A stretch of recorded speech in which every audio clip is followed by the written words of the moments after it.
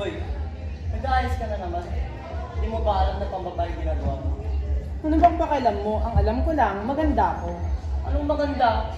Hindi ka na nga gwapo, hindi ka pa maganda. Salamat ka sa matinsa. Mas maganda ako. Check! Gadiri!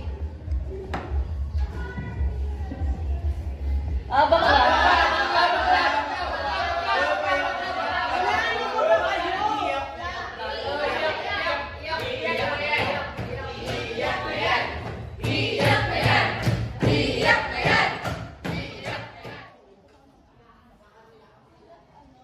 Uy, bakit ganyan si Ezekiel? Alam mo, nakakainis na nga siya eh. May palisils pa siyang nalalaman. Grabe na pagka-feeling niya.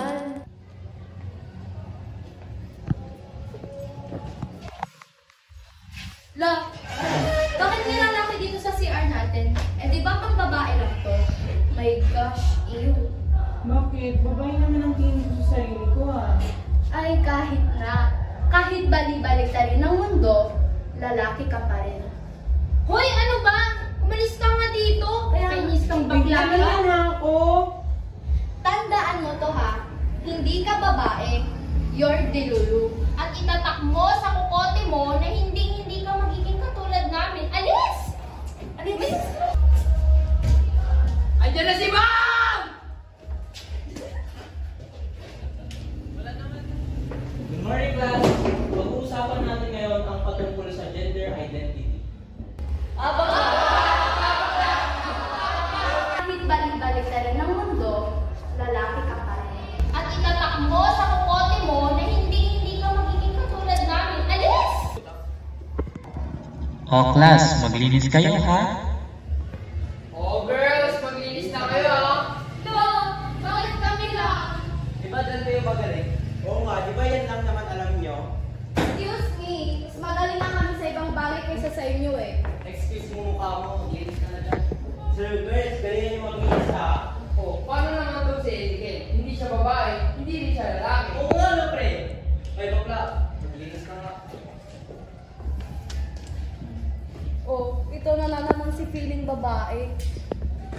Check! Dun ka nga! Dun ka nga! Dun!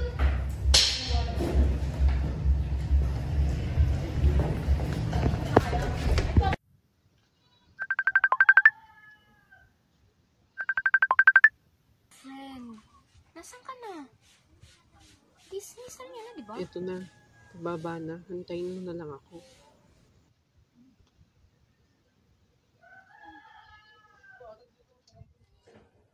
Oh, friend. Na paano ka? Friend, pagod na pagod ako mantrato ng ganito.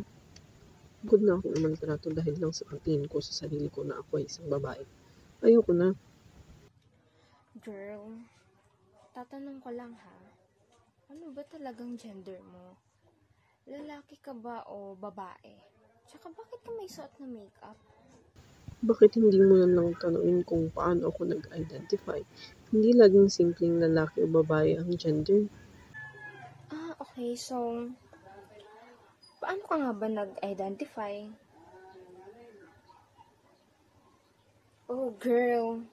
Kumalma ka muna. Alam mo, gusto ko lang mga parating sa'yo na okay lang maging bahagi ka ng LGBTQIA+. Mahalaga ang iyong pagiging tapat sa sarili. Tsaka, kung sino ka talaga. Hindi basihan ng iyong gender para maging kahulugan kung sino ka. Buti ka pa, tanggap ako. Girl, paano kaya kapag nagbahagi ka sa iba ng mga sitwasyon na ganito? Para naman makapag-spread ka pa ng awareness. Malay mo, di ba? Matauhan pa yung mga kaklase mo. Hindi nila ako maiintindihan. Friend naman. Hey guys, get on ready with me. Dito naman, ipapakita ko ang vulnerable. Dito ko ipapakita ang mga naranasan ko bilang parte sa LGBTQIA+ community. Ang sabi nila, Bakla!